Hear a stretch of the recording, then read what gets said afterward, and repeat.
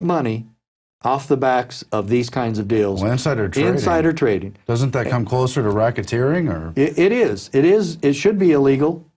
And they even suggested that they should make it illegal. And of course, Lamar Smith opposed that. This is what happens when we have career politicians. This is what happens when people stay in Washington, D.C. too long. Yeah. And I will not do that. First of all, my record speaks for itself. I will follow the Constitution, and anybody wants to help out with this campaign, we really need your help. Just go to, and this is a great one. I love this line, sheriffmacforcongress.com. You know, and I love telling Lamar Smith, hey, I'm coming to Washington. There's a new sheriff in town. And so, the tagline's ready to go. Yeah, exactly. And I feel like saying, Mr. Smith, instead of going to Mr. Smith goes to Washington, Mr. Smith, get out of Washington. And I'm a go candidate. Goes home from Washington. Get out of our house. Yeah. Yeah, get out of our house. Well, he's not the only one. There's a lot of people who need to leave Washington. Well, and Go is trying to go after a lot of them. And I'm glad you said that because, yeah, we need to get rid of all the incumbents. I have a bumper sticker that says, re-elect no one. And that's really how I feel. And I'm here to tell you and everybody else, I will not stay over 8 years. That's it. Yeah. 8 years was good enough for George Washington. It should be good enough for Lamar Smith and everybody else. And the Founding Fathers never intended that we'd have career politicians destroying our country. And I do mean that. Now, James Madison, in my book, I quote Madison, and he says that the American people will lose more freedom from those in power than by any sudden war or attack from a foreign enemy. This is where we're at today. Our own government and our own leaders destroying our Constitution, trampling the principles of freedom that our country was founded upon. Why don't we hold them accountable for this? You know, and quite frankly, it's not a political thing, it's not a Democrat thing, it's not a Republican thing. We've got to stand on principle in this country. We've got to stand for the Constitution. If we're not going to do that, then what makes us any better than anybody else that's in jail? Yeah. And Sheriff, let's talk more about the NDAA, because I know you've studied history. You know about Soviet Russia and China and the Stasi in East Germany. And isn't Homeland Security and the NDAA moving us all dangerously close to those trends? It's just classical tyranny, and they think they're going to bring that down on this country. And I don't know if people are talking enough about NDAA, but we've got states saying no, passing bills saying they're not going to go along with it. Right. You've already talked about the people at the county level. Right. Let's talk some more about that. Well, it was a big part of our Constitutional Sheriff Convention. The NDAA came up frequently, and that our federal government could be so blatant and open about such a horrible violation of the Constitution. This is basically our own government declaring war on our own Bill of Rights, declaring war on freedom and liberty. Yeah. And it all falls in. I mean, you're talking about GMOs. I mean, all the corn in this country right now is GMO. Yeah. You know, genetically modified corn, all of it. And I've even had farmers who aren't really too concerned about that. He says, oh yeah, Monsanto owns all our corn and all our farms, and they tell us how to do this GMO corn, and that's what we do. So Agenda 21 was another big thing that we talked about at our convention. And I have to tell you too, though, the entire convention started with a film that I put together that simply showed all the abuses going on in America. Mm-hmm. Then we went right into Michael Badnarik's 1-hour review of the Bill of Rights. And then I did a half-hour deal on my Supreme Court case that you were just talking about, and how that restores the 10th Amendment and state sovereignty. And so right after that, we went to a break, and I had a sheriff from Texas come up to me, and he said, Sheriff, I've got to tell you something. I was really wondering about coming to this convention. And he put his hands up to his face and goes like this, you got me. And, you know, I was so thrilled with that. And I said, you know what? The spirit of freedom was so strong in that room, you could cut it with a knife. And it was obvious that this sheriff felt it. He knew what he was talking about. He knew what he had felt. And here he comes now with a complete, almost like a testimonial, saying, you got me. It worked. Whatever you had here. And we'd only been into the conference 2.5 hours. This thing went all day. It started at 7:30 in the morning and went till 9:30 at night. Now, could people not in law enforcement see these films too? Because this sounds like a good resource. Yes, yes, you can, and you can get all this at the countysheriffproject.org, or go to sheriffmac.com. And again, sheriffmac.com is where you can get the new book, The Magic of Gun Control.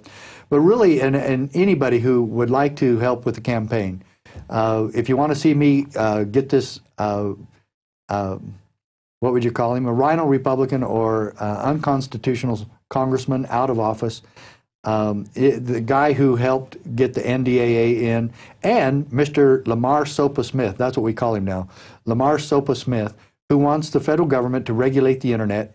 If any of you are in favor of that and you want the federal government to force companies to, just like yours here even, to keep track of all your clients and customers and to keep a list for the FBI to come check anytime they want. That's what they want to do. And they want to chill free speech too. Yeah, of course, of course.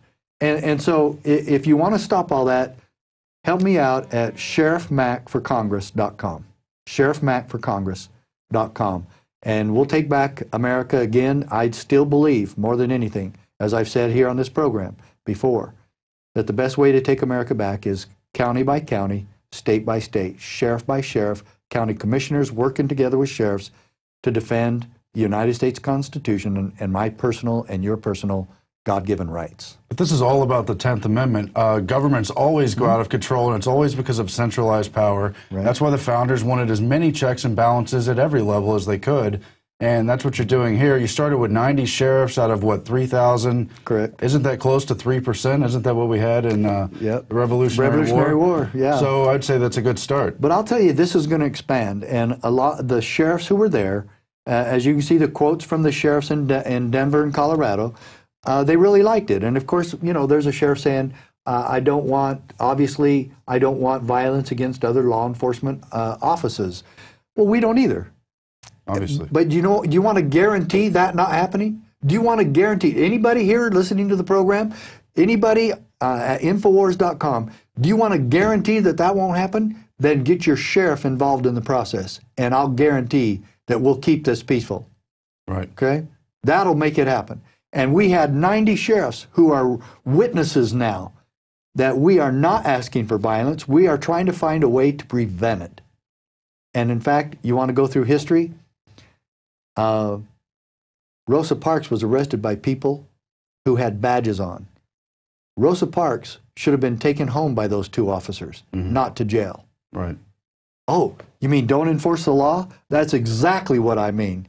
When the law becomes destructive of freedom and liberty, we got to have sheriffs and peace officers and deputies and county commissioners who stand against stupid laws.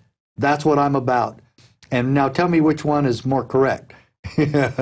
Which one keeps the peace? Protecting Rosa Parks and escorting her home, or sending her to jail? Well, that's what they want to do with us today. Our government has never stopped putting people at the back of the bus. They just go from one group to another. Gun owners, I'm afraid, are going to be next on the Obama agenda. If Obama gets elected, you better grab your guns and your Bible, because he's coming after them. And my book, The Magic of Gun Control, definitely bears that out. The whole entire Fast and Furious thing, that's all it was about, was more gun control. It was not about sending guns to Mexico. It was about gun control. They wanted to create such an uproar to show that these guns are coming from Arizona gun shops and Arizona gun shows down to the cartels. The federal government staged that whole thing so that we could get more gun control going in America. It blew up in their face because Agent John Dodson whistle blew on them, and here we go again. And of course, Agent Brian Terry loses his life in this thing. This was an operation called Fast and Furious. Folks, you help me get to Washington, D.C., I'll show you Fast and Furious. We'll cut so many departments, including the VATF, your head will spin. You want Fast and Furious in Washington, D.C.? Sheriff Mac for Congress. Well, I like what you have to say about the magic quip, because they just want us to transfer all the power behind the Wizard of Oz's curtain. Exactly. And just I like trust that. him, You right? got it. Yeah, you got it, Aaron. That's exactly right. This exposes the men behind the curtain. I mean, who do they think we are? Who do we think they are? We know what they're doing up there. Yeah, very good. I like that. So, yeah, we do have to put a balance of power back, and obviously it does start at the county and state level. So, well, my case says that. I'm glad you brought balance of power, because Justice Scalia, in our Supreme Court victory, he actually said that the solution to all of this is simply maintaining a healthy balance of power between the states and the federal government. Yeah. So that's all we're after. We're not after hurting anybody or destroying anybody. Yeah, we want government off our backs. We want the federal government to be responsible, and we want to cut the federal bureaucracies. That's it. Now, the federal government has already proved they won't do that. So what's the only answer left? State sovereignty. The states have to do it. And so there's nothing radical, there's nothing subversive about it, there's nothing illegal, unlawful, or violent.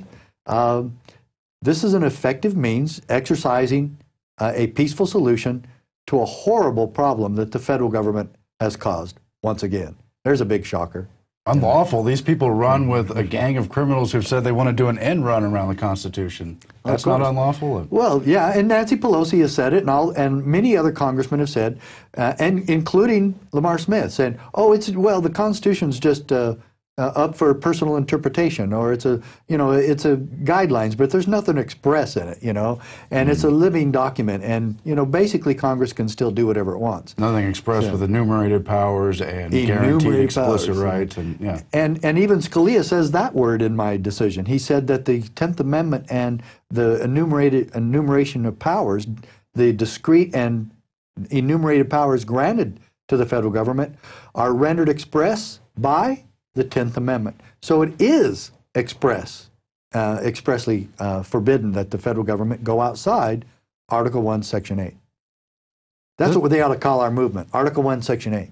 This guy knows about the Constitution. Obviously, people like Lamar Smith do not. No. How do we help you in the campaign? When is the election? What are the things people need to know about that? Well, they keep moving the primary, which is totally helping me because of this ridiculous thing going on with the redistricting here in Texas. And so that's actually helping me. It was going to be March 3rd, which I didn't have enough time because I barely got into this. Right. But now they've moved it back to the last part of April and maybe even May or June. It could even go into August if the fighting between the Democrats and Republicans continue on the redistricting issue. That's all helping me. It's playing into my hands. And so, folks, if you can, make a donation or whatever you can at sheriffmacforcongress.com, sheriffmacforcongress.com. We need volunteers. Again, anybody who would like to help, just get a hold of us at sheriffmac@hotmail.com, or you can email. There's an email also available at sheriffmacforcongress.com. I love that Back Mac bumper sticker, Back Mac. Back Mac, yeah. Yeah, Back Mac. Return of the Mac. Yeah. But I think it'd be great, too, to force a debate on topics like the NDAA, the SOPA bills, all this stuff. They need to speak out about the stuff they're voting Lamar for. Smith won't debate me. Yeah. Yeah, you guys ought to call him and say, we want to have a debate with you and Sheriff Mack. That would be interesting, yeah. Yeah, well, call him. Say, all right. Yeah. Well, thanks for joining us, and we're supporting you over here. Thanks a lot, Aaron. Appreciate you, brother. You too. Thank you, sir. Good to have you. And that's it for the nightly news. We'll, of course, be back tomorrow. Alex, again, speaking this Sunday in Orlando, Florida. I don't even know if tickets are still available. I'm sure they'll tell me in there. But check it out. Show up anyway and help support this broadcast if you can. We depend on subscribers. We'll talk to you later.